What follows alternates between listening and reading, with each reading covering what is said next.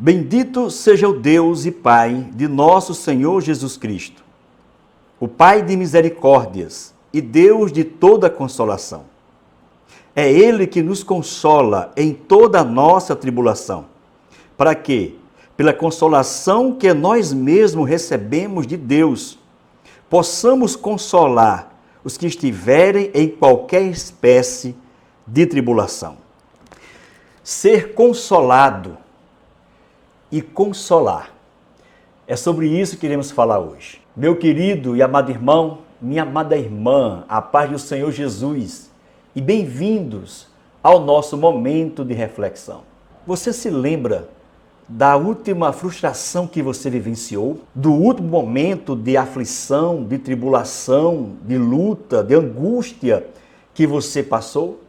E eu não estou falando aqui de uma pequena frustração, de um momento de angústia bobo, porque você não ganhou, o seu time não venceu a partida, não porque você perdeu aquele filme, não porque você perdeu o passeio de final de semana e ficou angustiada, desanimada, frustrada por ter perdido esse passeio. Não estou falando porque o seu político não ganhou a campanha. Não é sobre essas bobagens que eu estou falando.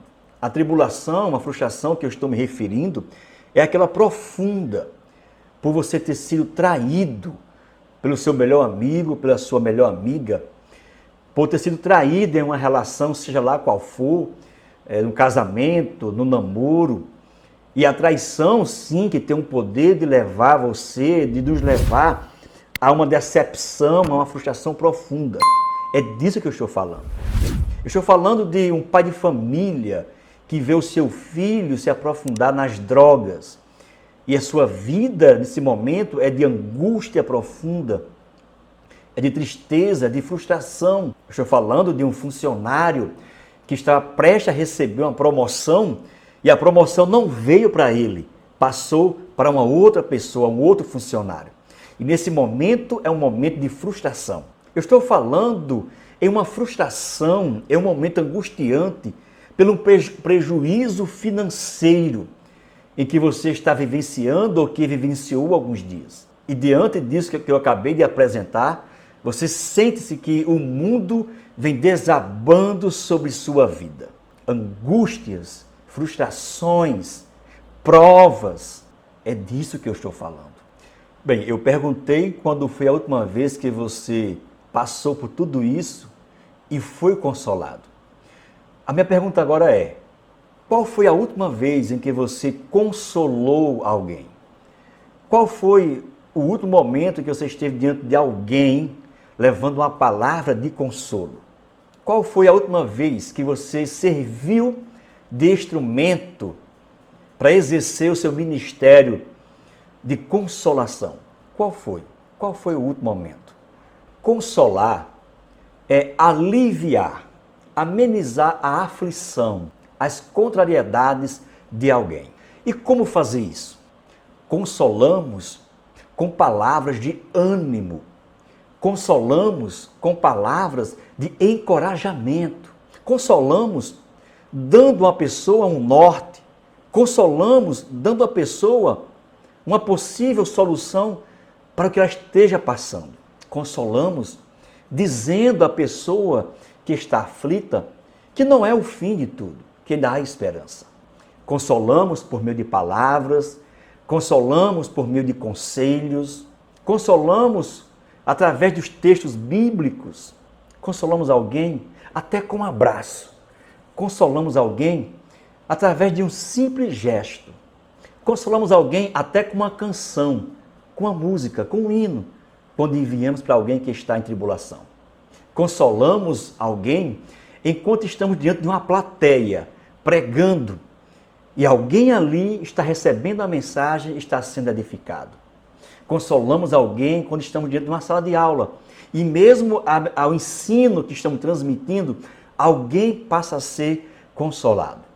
Consolamos alguém quando estamos em um gabinete, em uma sala e recebemos alguém, ou quando estamos em qualquer outro lugar que paramos com uma pessoa e ali passamos a aconselhar, a conversar. Nesse momento, estamos aconselhando. Aconselhamos alguém quando enviamos uma mensagem de texto via WhatsApp, quando enviamos um áudio, quando fazemos uma videochamada, também consolamos. Consolamos alguém por meio de cartas, por meio de um livro. Consolamos alguém através de uma live, através de um vídeo. Por esses dias eu estive meditando no ministério da consolação, sobre exercer a consolação, diante de um quadro, de uma situação que eu estava vivenciando. Situação essa que me trouxe um prejuízo financeiro na construção do nosso templo. Eu esperava que saísse de uma forma e saiu de uma outra forma, me trazendo um prejuízo. E isso me consumiu a um ponto de me levar a estar deprimido por alguns dias, sem dormir, sem me alimentar, só na cama pensando, me acusando, eu mesmo me acusando a cada momento. Por que eu fiz isso? Por que eu não fiz assim? Como é que eu fui confiar? E isso começou a me consumir. E eu me vi descendo em um quadro de depressão, depressivo, e ainda a minha mente começou a me acusar. Como é que você vai pregar sobre consolo se você está aqui inconsolável? Como é que você vai pregar sobre vitória se você está vivenciando um momento de derrota? Como é que você vai pregar, ensinar sobre ânimo? Como é que você vai confortar alguém sobre ânimo se você está desanimado? Como é que você vai pregar sobre forças se você está fraco aqui na cama? Como é que você vai pregar sobre extrair lições de uma derrota, de uma perca, se nesse momento você não está conseguindo absorver o ensinamento do que está acontecendo? E diante desse quadro que eu estava vivendo, deprimido e ainda eu mesmo me acusando, a minha mente me acusando, não era o Espírito Santo, não era ninguém, era eu mesmo me acusando. Como eu iria pregar e ensinar sobre vitórias se eu estava vivendo em derrota? Foi nesse momento que eu lembrei do missionário Paulo, do apóstolo Paulo, exatamente nesse texto que hoje lemos aqui. Foi quando eu repreendi os meus pensamentos, repreendi essa autoacusação que eu estava fazendo a mim mesmo, de não poder consolar, de não poder ensinar outro, mediante a uma situação que é pertinente ao ser humano, a sua limitação. Eu repreendi esses pensamentos. Eu quero aqui trazer para vocês uma explicação. A diferença, eu quero fazer com que vocês entendam a diferença de pregar e não viver o que se prega. Totalmente diferente da situação, da limitação que nós temos e mesmo assim ensinamos a outro. São situações totalmente diferentes. De repente alguém pode estar passando por isso e o inimigo ou a sua própria mente querendo lhe acusar, lhe proibir de consolar alguém, dizendo: você não pode pregar e ensinar o que você não vive. E eu quero agora trazer essa explicação para que vocês entendam a situação de pregar e não viver de uma vida hipócrita para a situação de você ser limitado e mesmo assim, nas suas limitações, você ensinar a outros. O primeiro contexto que eu quero aqui apresentar para vocês é um contexto, é um quadro onde envolve hipocrisia, falsidade. Jesus, ele narra lá em Mateus 23, o 3 e o 4, Jesus, diante dos discípulos e da multidão, ele apresenta os mestres e os fariseus que procuravam assentar na cadeira de Moisés e que de lá eles criavam leis normativas, padrão de vida, que nem eles mesmos ouviam com o dedo. Eles pregavam uma coisa e viviam outra. Está lá o texto, vocês podem analisar em Mateus 23. E, queridos, uma coisa que me chama a atenção. Jesus não proibiu e não deixou margem para proibir a pregação de quem não vive. Não. Ele não deixou isso dizendo: olha, se você não vive, você não pregue. Não, de forma nenhuma. Pelo contrário, se vocês olharem, Jesus diz o seguinte: vejam os mestres fariseus, ouçam o que eles dizem, obedeçam o que eles dizem. Agora, não pratiquem o que eles fazem, porque eles pregam uma coisa e vivem outra. Entendeu? Jesus diz o seguinte: obedeçam o que eles pregam, obedeçam o que eles ensinam, mas não façam o que eles fazem, porque eles pregam uma coisa e vivem outra. Queridos, esse cenário que Jesus apresenta, o contexto, é de uma vida totalmente hipócrita. Pessoas que não vivem o que pregam. Pessoas que vivem no pecado, vivem na imoralidade, vivem na mentira, vivem no engano, vivem numa falsidade, vivem em desobediência, enfim, vivem mergulhadas no pecado e pregam totalmente ao contrário do que elas vivem. É diferente, o texto não está falando, não estou me referindo a alguém que pecou, alguém que errou, que falhou. Porque, queridos, se realmente só deve pregar aquele que não peca, ninguém irá pregar, ninguém irá ensinar, porque todos nós pecamos. Separe as situações. A situação do que é uma vida hipócrita e a situação do que é uma vida limitada que todos nós temos, que sentimos e que ainda iremos sentir fragilidades no nosso dia a dia. Pois o fato de eu e você nos sentir fraco não quer dizer que estamos impossibilitados de pregar acerca da força, do fortalecimento. Não. Agora, desde que tenhamos vencido a fraqueza, o fato de eu e você nos sentirmos tristes em algum momento, não quer dizer que estamos impossibilitados de pregar concernente à alegria. Não. Desde que tenhamos vencido a fase da tristeza. O fato de nos sentirmos desanimados não quer dizer que estamos impossibilitados de pregar, de ensinar, de consolar acerca do ânimo. Não. Contanto que tenhamos passado a fase do desânimo. O fato de eu ou você um dia ter pensado em desistir de alguma coisa não quer dizer que estamos impossibilitados de hoje pregarmos, consolarmos, ensinar acerca da perseverança. Não, contanto que tenhamos vencido a fase da desistência. Todas essas situações que eu acabei de citar, somos propícios a sentir esses sentimentos, faz parte da humanidade, da fragilidade, da limitação. Sentimos e ainda poderemos sentir mais na frente. E que nesse exato momento em que estamos passando por lutas, por frustrações, por decepções, nesse momento que é difícil enxergar, mas que vemos procurar nesse momento enxergar um aprendizado.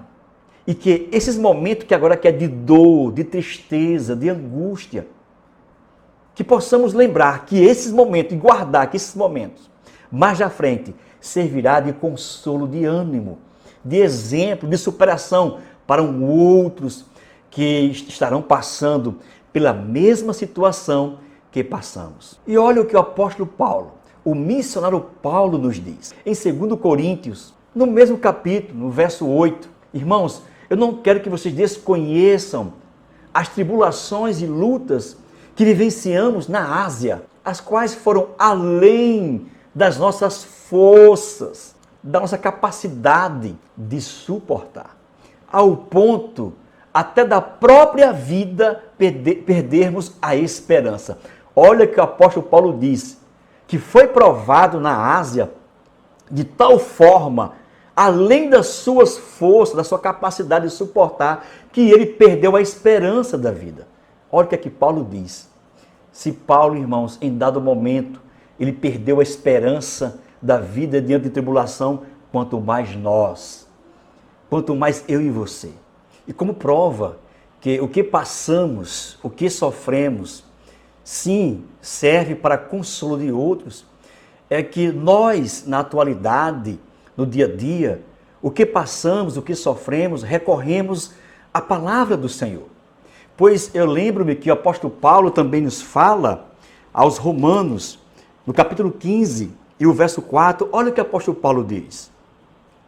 Pois tudo o que no passado foi escrito, tudo que no passado foi escrito, para o nosso ensino foi escrito, a fim de que, pela paciência, pela consolação das Escrituras, tenhamos esperanças. Então veja, queridos, que o apóstolo Paulo, ele mesmo nos fala, nos apresenta, que Tudo que foi escrito na palavra do Senhor, a vida, o dia a dia, os acontecimentos do contexto, na vida dos profetas, na vida dos homens e mulheres de Deus, do próprio Paulo, o que foi escrito no passado foi deixado para o nosso ensino, para que através das Escrituras possamos ser consolados.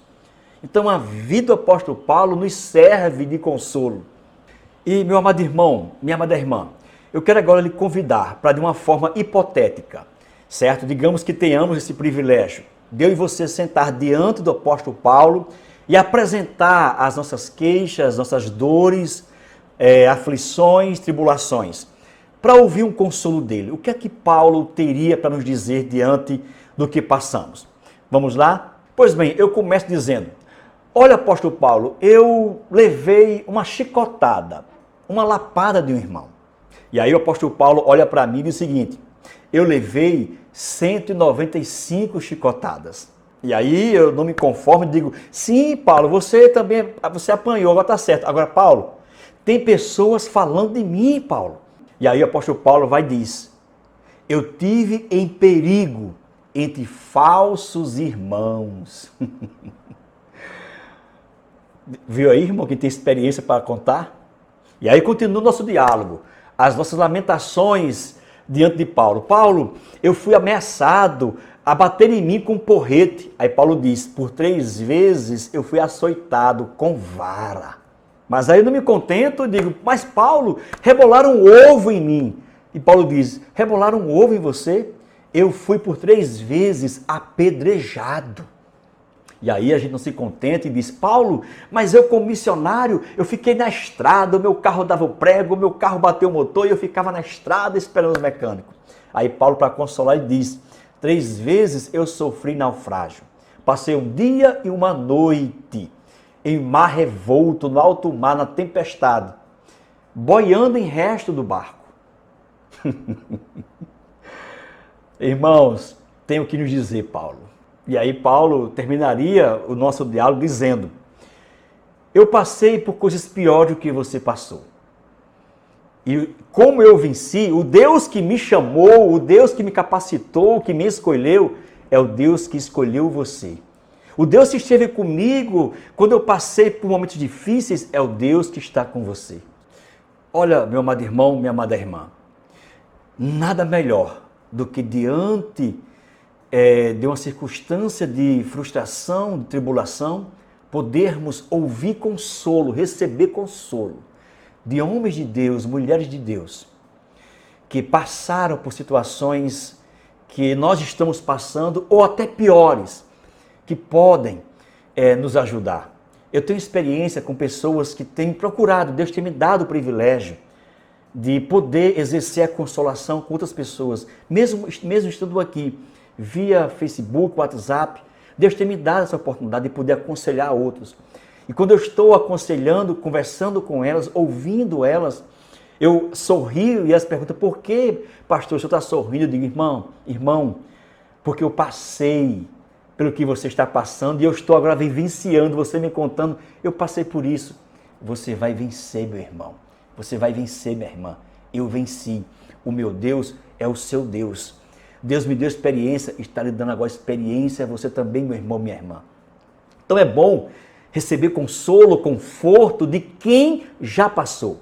Agora, ouvir conforto e consolo de quem não sabe, de quem não passou, de quem não sabe o que está sentindo.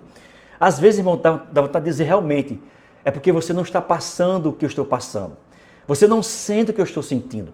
Porque realmente, irmão, às vezes tem pessoas que demonstram que são super-homens, super-heróis, que nunca passou. Meu irmão, olha, não espere muito de alguém que não vivenciou o que você está vivenciando e não sabe. Não espere muito. É possível que essas pessoas olhem para você e digam: mas meu irmão, você está sofrendo por causa disso? Eu nunca passei não, mas isso é uma besteira. Olha, minha irmã, se levanta, ficar acamada aí, deprimida, isso não é coisa para crente. Por não entender a sua dor, por não saber o que você está passando. É bem verdade que ninguém tem que pecar para poder aconselhar a outro não pecar. Ninguém tem que passar por tudo para poder ensinar a outro. Mas a questão é o seguinte: Quando nós passamos por situações e temos vida, temos na prática a fragilidade, o conhecimento da fragilidade, o conhecimento da fraqueza, o conhecimento da dor, o conhecimento na vida, a vivência do que é tentação, a vivência até do que é uma queda, fica mais fácil de ensinar a outro. O ensinamento fica mais vívido em aconselhar, em confortar a outra pessoa. É bem verdade que os dias são maus. Está difícil procurar encontrar confidentes, pessoas que tenham consolo, que venham nos ajudar. Mas ainda existem homens e mulheres de Deus que podemos contar com eles para nos aconselhar, nos confortar. Não devemos esquecer que o que estamos passando, o que passamos, nos serve de experiências. Pois o apóstolo Paulo ainda diz em Romanos capítulo 8, verso 28, sabemos que Deus age em todas as coisas para o bem daqueles que o amam, que foram chamados de acordo com o seu propósito. Portanto, seja consolado para consolar a outros. Que Deus vos abençoe e até nosso próximo encontro, momento de reflexão.